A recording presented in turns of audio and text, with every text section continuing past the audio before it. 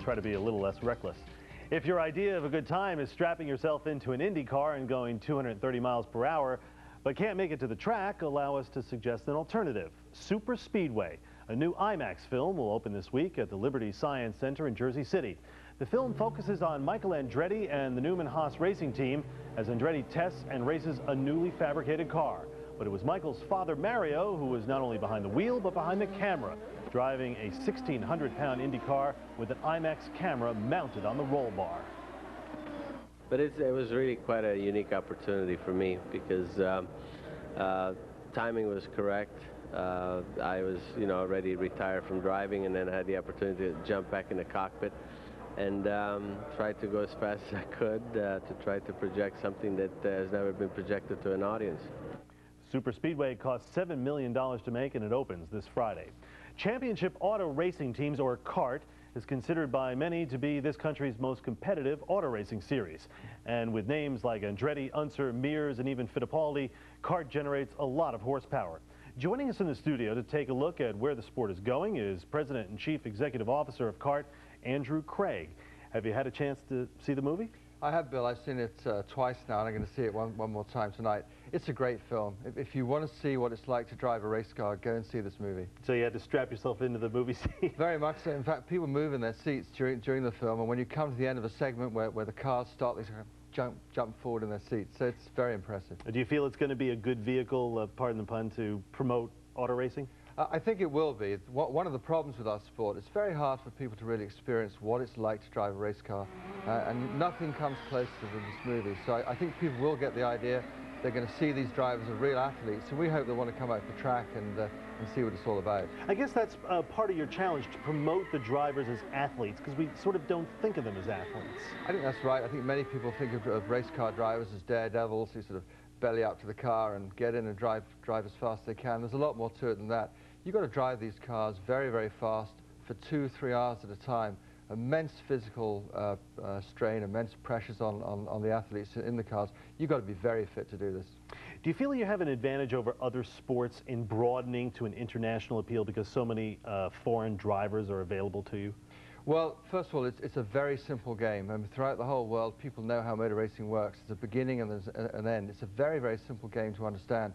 That helps us a lot. And of course, it's played throughout the world. And increasingly, we have drivers now who are coming from other parts of the world, top international competitors who want to come and race here in the States. So does that international focus help in the corporate sponsorship and the attempts to get more of it? I think it does. Motor racing is a very expensive sport. We need a lot of dollars to go racing. Typically, 95% of the revenues of a race team will come from sponsors. If we can deliver a worldwide audience, and in fact our races go to 190 countries worldwide, then obviously we're providing far better value. So only 5% of a race team's income actually comes from purses? That's correct. It's all Wow. driven by sponsors. That's what our business is about. And the feeling among corporate sponsors is that they're getting maximum exposure from either placing their name on a car or in the pit, or... Well, it seems to be the case. We have about $250 million of sponsorship in the series each year. That's for teams, for races and so forth. So we seem to think we're giving value to sponsors, quite definitely. Now, I understand that there's a dispute between CART and the Indy Racing League. Is that a negative that your drivers cannot compete in the Indy 500 because of that dispute? Well, it hasn't helped, and it's unfortunate in any sport where you get a dispute of this nature. What is it over? Well, it's really over control. It's over who should run the sport. We take the view that the teams who take part should have a role in running the sport. The Indianapolis Motor Speedway thinks it should run the sport. And that's really where the dispute begins and ends. We think it's our job to develop a championship and develop that on a worldwide basis. We don't think the sport should continue to be focused around one race. It seems like there's fierce competition between CART and Indy and NASCAR and IMSA. Is that pie being sliced ever greater for the corporate dollar? Well, we think that the competition goes beyond motor racing. As far as we're concerned, every single activity on a Sunday afternoon is competitive with us. It doesn't matter whether it's going to the shopping mall, taking your children to a theme park. If you're not watching our race, you're obviously doing something else, and that's competition. So yeah, competition is tough, but we think that's good.